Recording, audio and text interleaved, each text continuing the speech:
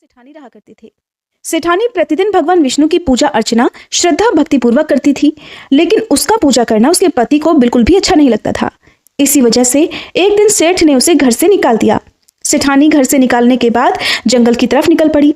रास्ते में जाते समय सेठानी ने देखा कि जंगल में 4 आदमी मिट्टी खोद रहे थे। ये देखकर सेठानी उस आदमी के पास गई और उन लोगों से कहने लगी कि आप मुझे किसी काम पर रख ले। सेठानी के ऐसा कहने पर चारों आदमियों ने उसे नौकरी पर रख लिया। क्योंकि सेठानी बहुत ही कोमल थी, उसने कभी इतनी कड़ी मेहनत नहीं की थी, काम करने के कारण उसके हाथ में छाले पड़ गए। ये देखकर चारों आदमियों ने सेठानी से कहा कि बहन, तुम ये काम छोड़ दो, तुम तो किसी अच्छे घर की लगती हो, इसकी जगह तुम हमारे घर का काम कर दिया करो। सेठानी कहने लगी ठीक है। तब वह चारों आदमी सेठानी को अपने घर लिवा कर ले गए। वहां वह चारों आदमी 4 मुट्ठी चावल लाते थे और उसे आपस में बांटकर खा लेते थे। ये देखकर सेठानी को बड़ा बुरा लगता। अगले दिन सेठानी ने चारों आदमियों से कहा, सुनो भाई, तुम कल से 4 मुट्ठी की जगह 8 मुट्ठी चावल लेकर आना। सेठानी के कहने पर चारों आदमी अगले दिन 8 मुट्ठी चावल लेकर आए। उन 8 मुट्ठी चावल को सेठानी ने पकाकर भोजन बनाया और उसे भगवान विष्णु को भोग लगाकर चारों आदमियों को परोस दिया। जब चारों आदमियों ने उस भोजन को ग्रहण किया, तब वह भोजन उन लोगों को बड़ा स्वादिष्ट लगा और उन्होंने सेठानी से कहा कि सुनो बहन, आज तुमने जो खाना बनाया वो तो बहुत ही स्वादिष्ट है। ये सुनकर सेठानी कहने लगी, ये भोजन भगवान विष्णु का जूठा है, इसी वजह से आप लोगों को ये बहुत स्वादिष्ट लग रहा है। उधर सेठानी के जाने के बाद सेठ भूखा रहने लगा।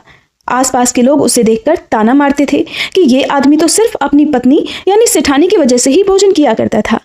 ये सुनकर सेठ एक दिन अपनी पत्नी सेठानी को खोजने के लिए जंगल की तरफ निकल पड़ा।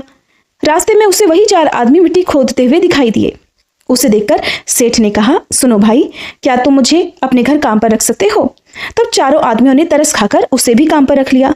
लेकिन मिट्टी खोदने की वजह से सेठ के हाथों में छाले पड़ने लगे, उसके बाल भी गिरने लगे। ये देखकर चारों आदमी कहने लगे, सुनो भाई, तुम ये काम रहने दो, तुम किसी अच्छे घर के लगते हो, तुम हमारे साथ हमारे घर चलो, वहीं कुछ काम कर लेना।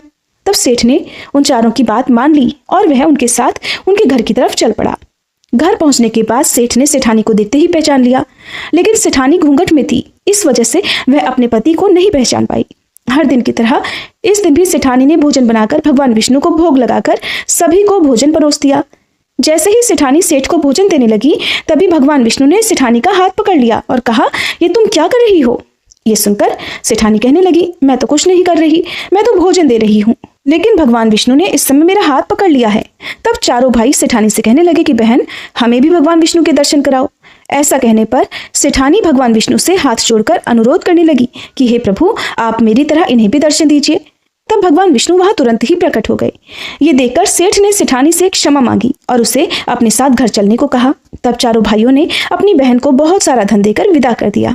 उसी समय से सेठ भी भगवान विष्णु का परम भक्त बन गया और भगवान की पूजा श्रद्धा पूर्वक करने लगा। ऐसा करने से उसके घर में फिर से धन की बरसात हो गई। मान्यता है कि चैत्र पूर्णिमा के दिन व्रत रखकर इस कथा को सुनने से भगवान विष्णु की कृपा से सभी के घर में धन के भंडार भरते हैं, उनके सभी दुख दूर हो जाते हैं। चैत्र पूर्णिमा की दूसरी कथा के अनुसार प्राचीन काल में एक नगर में एक वैश्य रहता था। वह बहुत ही धार्मिक और सत्यवादी था।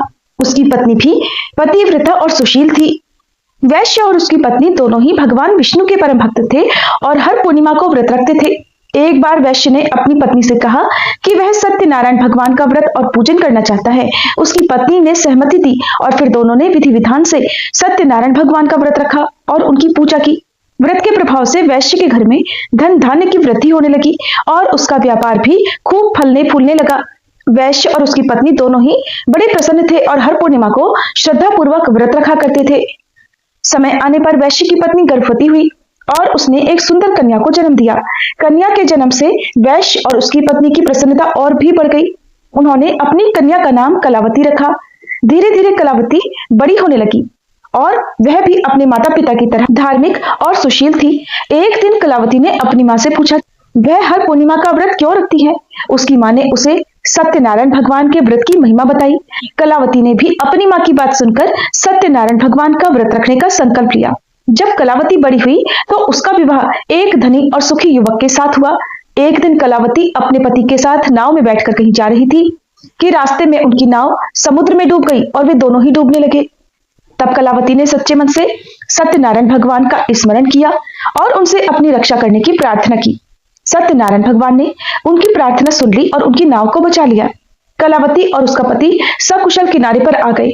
उन्होंने सत्यनारायण भगवान का धन्यवाद किया और हर पूर्णिमा को व्रत रखने का संकल्प लिया। तब से कलावती और उसका पति हर पूर्णिमा को श्रद्धापूर्वक व्रत रखते थे, सत्यनारायण भगवान की पूजा करते थे। उनकी भक्ति से प्रसन्न होकर सत्यनारायण भगवान ने उन्हें सभी सुख समृद्धि प्रदान की और अंत में उन्हें मोक्ष की प्राप्ति हुई। ये कथा चैत्र पूर्णिमा की महिमा को दर्शाती है। इस व्रत को करने से भक्तों की सभी मनोकामनाएं पूर्ण होती है और अंत में मोक्ष की भी प्राप्ति होती है। इसलिए हर किसी को श्रद्धा और भक्ति के साथ इस कथा का श्रवण अवश्य करना चाहिए। प्रिय भक्तजनों, जहां कहीं भी भगवान राम की महिमा का गुणगान होता है, हनुमान जी वहां अवश्य पहुंचते हैं। अदृश्य होते हुए भी सर्वव्यापी रूप में अवश्य पधारते हैं। राम कथा रसिक के नाम से विख्यात हनुमान जी का भगवान श्री राम जी के प्रति प्रेम पर्वतों को भी व्याकुल कर देता है। रुद्र के समान उग्र और सेवक के समान कोमल हनुमान जी की कथा शाश्वत भक्ति का साकार रूप है। उनका बंधन इतना पवित्र है कि पर्वतों को भी हिला सकता है।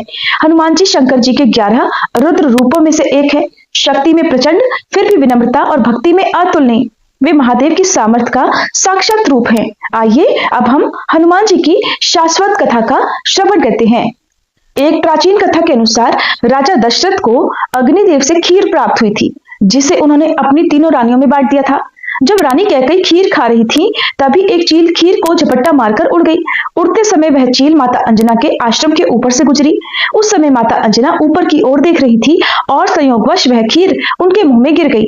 माता अंजना ने उसे ग्रहण कर लिया, जिसके प्रभाव से उनके गर्भ से हनुमान जी का जन्म हुआ, जिन्हें भगवान शिव का अवतार माना जाता है। हनुमान जी के जन्म से जुड़ी एक और कथा प्रचलित है, जो कि समुद्र मंथन से संबंधित है। समुद्र मंथन के बाद भगवान शिव ने भगवान विष्णु का मोहिनी रूप देखने की इच्छा प्रकट की। भगवान विष्णु ने उनकी इच्छा पूर्ण करते हुए मोहिनी रूप धारण किया। उस रूप को देखकर भगवान शिव मोहित हो गए और उनका तेज पृथ्वी पर गिर गया। पवन देव ने उस तेज को उठाकर वानर राज केसरी की पत्नी माता अंजना के गर्भ में स्थापित कर दिया। इसी दिव्य तेज से हनुमान जी का जन्म हुआ। इसीलिए उन्हें भगवान शिव का 11वां रुद्र अवतार भी कहते हैं। हनुमान जी के जन्म के विषय में एक और कथा प्रचलित है कि माता अंजनी के उदर से उत्पन्न हुए थे हनुमान जी। भूखे होने के कारण वे आकाश में उछल गए और उदय होते हुए सूर्य देव को फल समझकर उनके समीप चले गए। उस दिन पर्व तिथि होने से सूर्य को ग्रसने के लिए राहु आया हुआ था, परंतु हनुमान जी को देखकर उसने उन्हें दूसरा राहु समझा और भागने लगा। तब इंद्र ने अंजनी पुत्र पर वज्र का प्रहार कर दिया। इससे उनकी थोड़ी टेढ़ी हो गई, जिसके कारण उनका नाम हनुमान पड़ गया। जिस दिन हनुमान जी का जन्म हुआ, वह दिन चैत्र मास की पूर्णिमा थी। यही कारण है कि आज के दिन हनुमान जी की विशेष पूजा आराधना की जाती है और व्रत रखा जाता है। साथ ही हनुमान जी की मूर्ति पर सिंदूर चढ़ाकर हनुमान जी का विशेष श्रृंगार भी किया जाता है। मारुति नंदन को चोला चढ़ाने से जहां सकारात्मक ऊर्जा मिलती है, वहीं भूत प्रेत जैसी बाधाओं से मुक्ति मिलती है। पौराणिक कथाओं में कहा गया है कि हनुमान जी को प्रसन्न करने के लिए शनि को शांत करना चाहिए। जब हनुमान जी ने शनिदेव का घमंड तोड़ा था, तब सूर्यपुत्र शनिदेव ने हनुमान जी को वचन दिया था कि उनकी भक्ति करने वालों की राशि पर आकर वे कभी उन्हें पीड़ा नहीं देंगे।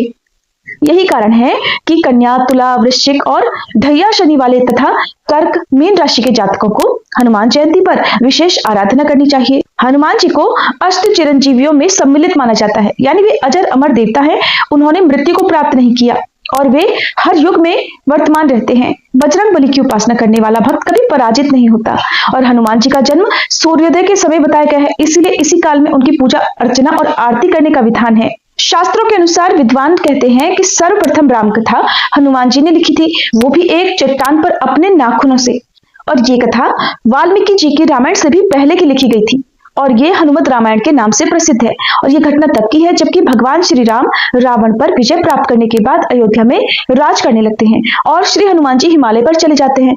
वहां वे अपनी भगवान शिव को प्रसन्न करने की तपस्या के दौरान एक शिला पर प्रतिदिन अपने नाखून से रामायण की कथा लिखते थे। इस तरह उन्होंने प्रभु श्री राम की महिमा का उल्लेख करते हुए हनुमत रामायण की रचना की। कुछ समय बाद महर्षि वाल्मीकि ने भी वाल्मीकि रामायण लिखी और लिखने के बाद उनके मन में इसे भगवान शंकर जी को दिखाकर उनको समर्पित करने की इच्छा हुई। तब वे अपनी रामायण लेकर भगवान शिव के धाम कैलाश पर्वत पहुंच गए। वहां उन्होंने हनुमान जी को और उनके द्वारा लिखी गई हनुमत रामायण को देखा। हनुमत रामायण जी के दर्शन कर वाल्मीकि जी निराश हो गए। वाल्मीकि जी को निराश देखकर हनुमान जी ने उनसे उनकी निराशा का कारण पूछा, तो महर्षि बोले कि उन्होंने तो बड़े ही कठिन परिश्रम के बाद रामायण लिखी थी, लेकिन प्रभु आपकी रामायण देखकर तो लगता है कि अब तो मेरी रामायण उपेक्षित ही हो जाएगी। क्योंकि आपने जो कुछ लिखा है उसके समक्ष तो मेरी रामायण कुछ भी नहीं है। तब वाल्मीकि जी की चिंता का शमन करते हुए श्री हनुमान जी ने हनुमत रामायण पर्वतशिला को एक कंधे पर उठाया और दूसरे कंधे पर महर्षि वाल्मीकि जी को बिठाकर समुद्र के पास गए और स्वयं द्वारा की गई रचना को श्री राम जी को समर्पित करते हुए समुद्र में समा दिया। तभी से हनुमान जी द्वारा रची गई हनुमत रामायण उपलब्ध नहीं है। माना जाता है कि वह आज भी समुद्र में पड़ी है। प्रिय भक्तजनों, क्या आप जानते हैं कि हनुमान जी को तुलसी का भोग अत्यंत प्रिय है? लेकिन ऐसा क्यों है? इसके पीछे एक कथा प्रचलित है जिसका वर्णन रामायण में भी मिलता है। सदियों पुरानी मान्यता चली आ रही है कि हनुमान जी को तुलसी का पत्ता अर्पित करने से सभी मनोकामनाएं पूर्ण हो जाती हैं। ये प्रसंग तब का है जब भगवान श्री राम अयोध्या लौट कर आए थे और उनका राज्याभिषेक हो गया था। तब उनसे मिलने के लिए भगवान शिव और माता पार्वती जी अयोध्या धाम पहुंचे। माता सीता ने स्वयं उनके लिए भोजन बनाया और उनका बहुत आदर सत्कार किया। भगवान शिव को राम भक्त हनुमान जी कहीं दिखाई नहीं दिए। तब उन्होंने प्रश्न किया कि हनुमान जी कहाँ हैं? माता सीता ने बताया कि हनुमान जी बाग में आराम कर रहे हैं। जब भगवान शिव हनुमान जी से मिलने के लिए बाग में पहुंचे तो वहां का नजारा बहुत ही अद्भुत था। हनुमान जी जो सोते समय सांस ले रहे थे तब भी उनकी सांस से राम नाम की ध्वनि चारों तरफ फैल रही थी। भगवान ने जब ये दृश्य देखा तो वे भी राम नाम की धुन में खो गए और नाचने लगे। तभी भगवान शिव और हनुमान जी को बुलाने के लिए लक्ष्मण जी गए और वे भी राम नाम की धुन में खो गए और मगन होकर वह भी नाचने लगे, सुध बुध खो बैठे। इधर जब बहुत देर हो गई, समय बीतता गया, तब भगवान राम को बड़ा आश्चर्य हुआ कि जो भी हनुमान जी को बुलाने जा रहा है वो वापस ही नहीं लौट रहा। आखिर क्या कारण हो सकता है? इसका पता स्वयं ही लगाना चाहिए। इसके बाद भगवान राम हनुमान जी को बुलाने के लिए स्वयं गए और वहां का दृश्य देखकर वे भी बेहद आश्चर्यचकित हुए और हनुमान जी को उठाने लगे। तभी हनुमान जी की निद्रा टूटी और वे उठ खड़े हुए। इसके बाद तो सभी लोग भोजन करने के लिए आए। तब माता सीता ने हनुमान जी को भी भोजन करने के लिए बैठा दिया। लेकिन हनुमान जी कभी भी भगवान राम से पहले भोजन नहीं करते थे, लेकिन सीता माता की आज्ञा थी, इसे भी वह नहीं टाल सकते थे। अब हनुमान जी ने जैसे ही भोजन करना शुरू किया तो वह भोजन करते ही चले गए, उनका पेट भरा ही नहीं। हनुमान जी को इस तरह भोजन करते देखकर सीता माता चिंतित हो गई। उन्होंने राम जी से कहा।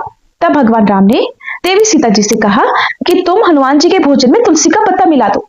अब जैसे ही देवी सीता ने हनुमान जी के भोजन में तुलसी का पत्ता डाला, इसके बाद तो हनुमान जी की भूख शांत हो गई। तभी से ऐसी मान्यता चली आ रही है कि हनुमान जी को तुलसी अर्पित करने से भगवान को लगाया गया भोग स्वीकार हो जाता है और ऐसे भक्तों की सभी मनोकामनाएं भी पूर्ण हो जाती हैं। हनुमान जी को 108 तुलसी के पत्तों पर चंदन से राम नाम लिखकर माला पहनाना भी बहुत शुभ माना गया है। आप चाहें तो 1, 11, 21, 51 पत्ते भी चढ़ा सकते हैं, लेकिन उसके ऊपर चंदन से राम नाम जरूर लिखें।